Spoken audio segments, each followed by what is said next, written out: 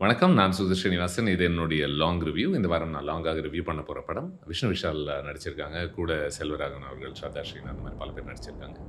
இயக்கியிருக்கிறவர் பிரவீன். படத்தின் பெயர் ஆர்யன்.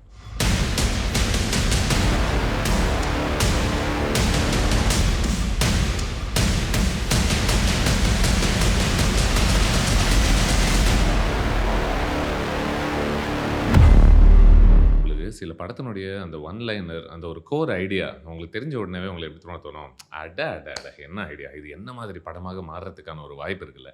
இதுக்குள்ள என்ன மாரி பொட்டன்ஷியல் இருக்கு. இது சரியா எழுதப்பட்டால், எழுதின பிறகு இது சரியாக எடுக்கப்பட்டால், எந்த மாதிரியான ஒரு சந்தோஷங்கள் நமக்கு குடுக்க முடியும் அப்படின்னு சொல்லிட்டு, அ சில ஒன் லைனர்ஸ் பொறுத்து தான் நமக்கு அப்படி தோணும். அ அப்பேற்பட்ட ஒரு ஒன் லைனர் கொண்ட ஒரு படமாக தான் நான் ஆதியன பார்க்குறேன். இன்ஃபாக்ட் அதுக்குள்ள நெறைய எமோஷனல் பாசிபிலிட்டீஸ் விடுங்க, பிலோசாபிக்கல் பாசிபிலிட்டீஸ் இருக்கிறதா பார்க்குறேன். அண்ட் இதில எனக்கு ரொம்ப இன்ட்ரஸ்டிங்கா பட்ட ஒரு விஷயம் வந்துட்டு, இந்த ஒரு கோர் ஒன் லைன் ஐடியான்னு ஒண்ணு சொல்றேன்ல. அது ஆக்சுவலி ஸ்பாய்லர்ல நான் உங்களுக்கு சொன்னேன். ஏன்னா படம் ஆரம்பத்திலேயே அது வந்துருது.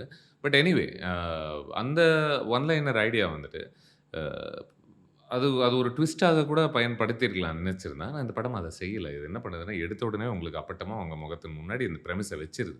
இதுதான் நடக்கப் போகுது. இதுதான் வில்லனான செல்வராகவன் கதாபாத்திரத்துக்கு இது நடந்திருக்கு. இப்போ என்ன? அப்படின்ற ஒரு கேள்விய தான் இது முன்வைக்குது.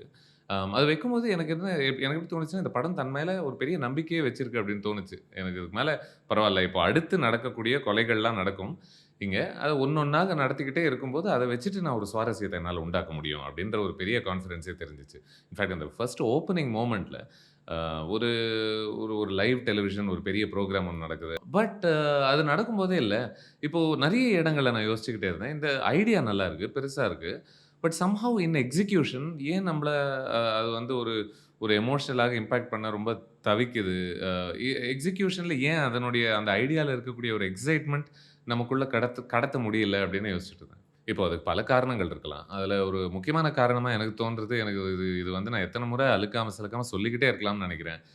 கேரக்டரைசேஷனுக்குள்ள ஒரு பெரிய வொர்க் பண்ணால் மட்டுமே, அந்த கேரக்டர் செய்யக்கூடிய பெரிய பெரிய விஷயங்களோ, அந்த கேரக்டருடைய தவிப்பு, சிரிப்பு இது எல்லாத்துலயுமே நமக்கு ஒரு பெரிய அக்கறை வரும் அப்படின்னு நெனைக்கிறேன். இப்ப இந்த படத்துல 2 முக்கியமான கேரக்டர்ஸ் நம்ம எடுத்துக்கிட்டோம்னா, ஒண்ணு செல்வராகவன் ப்ளே பண்ணக்கூடிய ஒரு வில்லன் கதாபாத்திரம். Serial killer. இன்னொரு பக்கம் விஷ்ணு விஷால் அவர்கள் ப்ளே பண்ணக்கூடிய ஒரு புரோட்டாகனிஸ்ட் கதாபாத்திரம். அந்த கேரக்டர் பேரு நம்பி.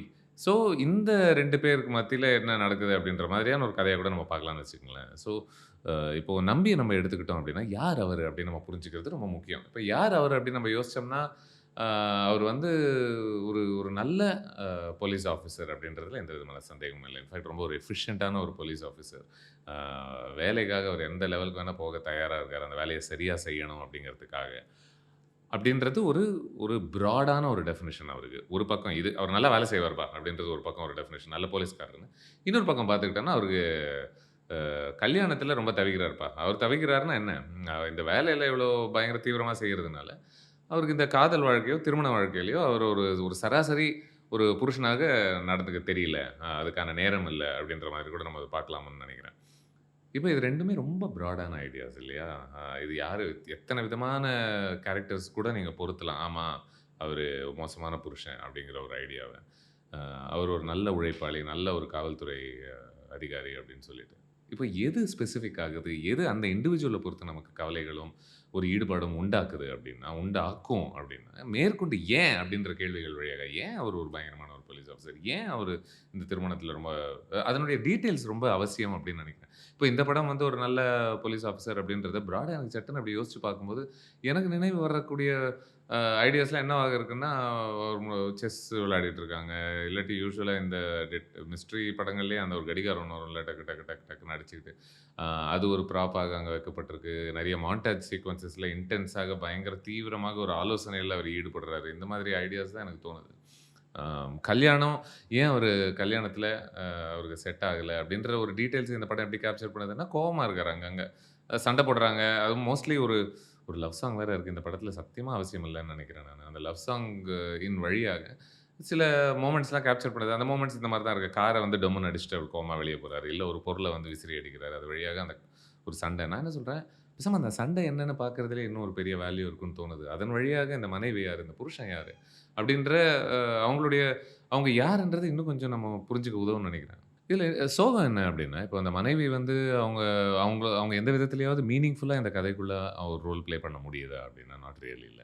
அப்போ இவங்கள பெர்சனலாவும் நம்ம புரிஞ்சுக்கிறதுக்கு இந்த இந்த மேரேஜ் ஐடியா உதவல. கதைக்குள்ளேயுமே அவங்கள பெருசா இன்டகிரேட் பண்ண முடியல அப்படின்னும்போது, எதுக்கு? அப்படின்ற ஒரு கேள்வி தான் நெனைக்கிறேன். அ சரி அவங்கள விடுங்க. நம்ம இன்னொரு பக்கம் வருவோம். இப்போ செல்வராகவன் ப்ளே பண்ணக்கூடிய ஒரு வில்லன் கதாபாத்திரம் பொறுத்து வருவோம். சீரியல் கில்லர் கதைகள்ல முக்கியமாக அவங்க யாரு? அப்படின்றது தான் ரொம்ப தீர்மானிக்குதுன்னு நெனைக்கிறேன். இந்த படங்கள நம்ம எவ்வளோ ரசிக்கிறோம், ரசிக்க முடியுது அப்படிங்கிறது. இப்போ எனக்கு ஒரு சின்ன ஒரு குழப்பம் இருந்துகிட்டே இருந்துச்சு. ஒரு பக்கம் இப்போ இவர் செய்யக்கூடிய ஒரு கலை கலைன்ற கலைன்னே சொல்லலாம். அவர் கொலைய கலை மாரி தான் பார்க்குறாருன்னு வச்சுக்கோங்க. பட் அவர் செய்யக்கூடிய ஒரு கொலைகள ஆல்மோஸ்ட் இந்த படம் வந்து ஒரு கவித்துவமா அ பார்க்கணுமோ! அப்டின்ற ஒரு ஸ்பேஸுக்குள்ள கொஞ்சம் தள்ள ட்ரை பண்ணுது.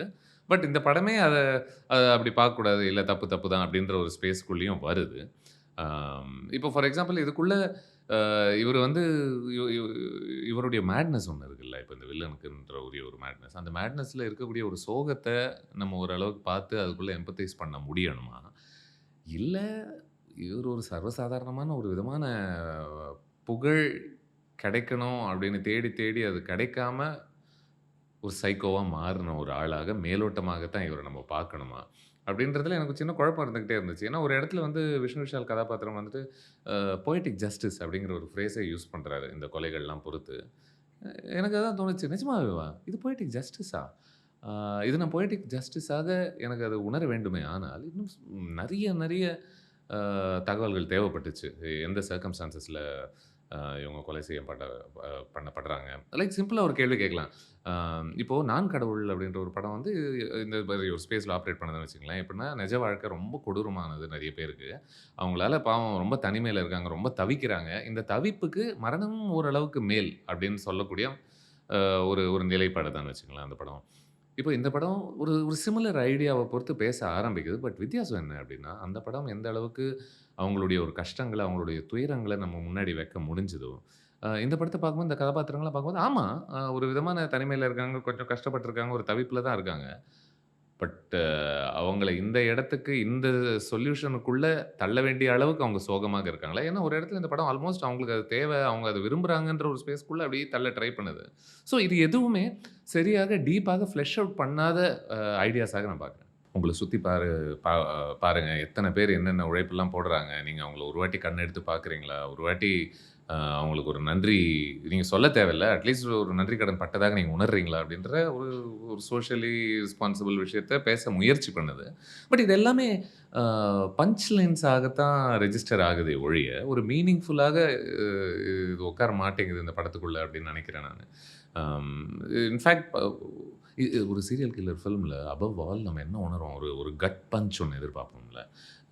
நிஜமாவே நம்மள உலுக்கக்கூடிய ஒரு விஷயங்களும், பயங்கர தீவிரமாக ஒரு பெரிய சோகத்தில ஆழ்த்த முடியலன்னாலும், அ ஒரு சிந்திப்பிலயாவது ஆழ்த்தக்கூடிய ஹெவியான ஒரு ஃபில்ம்ஸாக தான் டிப்பிக்கலி இது இருக்கு. ஒரு டார்க்னஸ புரிஞ்சுக்கிற ஒரு ஃபில்ம்ஸாக தான் டிப்பிக்கலி இருக்கணும். இந்த ஜான்ராவுடைய ஒரு முக்கியமான ஒரு சந்தோஷமே அதுதான் நெனைக்கிறேன். அது இந்த படத்தினால செய்ய முடியுதா? அப்படின்ற ஒரு கேள்வி இருந்தது. நெறைய ஜெனரிக் டீட்டெயில்ஸாக தான் போயிட்டு இருந்துச்சுன்னு நெனைக்கிறேன். இன்ஃபாக்ட் ஜிப்ரான் அவர்களுடைய ஒரு மியூசிக் எனக்கு ராட்சசன்ல ரொம்ப புடிச்சது. ஒரு பெரிய மூட், பெரிய அட்மாஸ்பியர் ஒரு இசையமைப்பாளராக பல இடங்கள்ல அவரால உருவாக்க முடியுது. பட் இந்த படத்தில அவருடைய இசையும் கூட அத செய்ய தவிக்கிறதா தான் எனக்கு தெரிஞ்சது. ஒரு விதத்தில 7 போல ஒரு படத்தில இருக்கக்கூடிய கெவின் ஸ்பேசி வில்லன் நமக்கு தெரியும்ல. அது எப்பேர்ப்பட்ட அஃப்கோர்ஸ் அது ஒரு ஆல் டைமர், அப்சல்யூட் கிளாசிக்.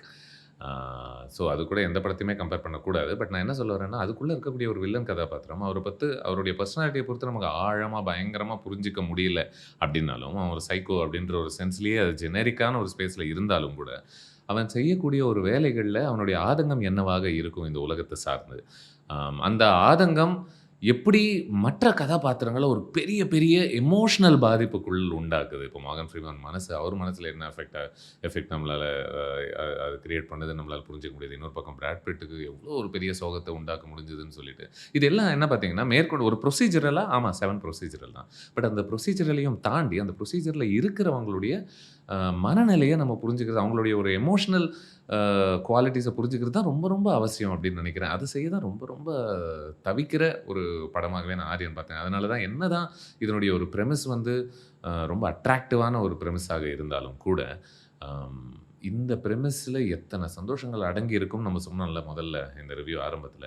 அத்தனை சந்தோஷத்தில சில சந்தோஷங்கள் கூட நம்மளால முழுமையாக இந்த படத்தினால கடத்த முடியலையே! அப்படின்ற ஒரு மன வருத்தத்தோட தான் நான் வெளிய வந்தேன் இந்த படம் பார்த்துட்டு.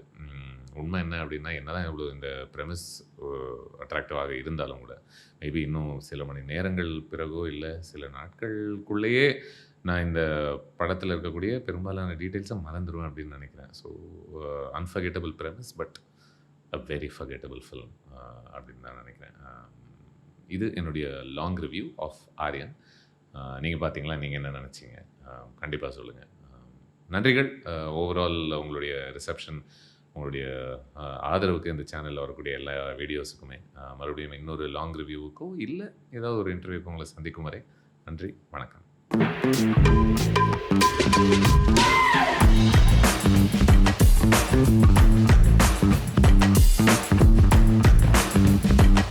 Thank you.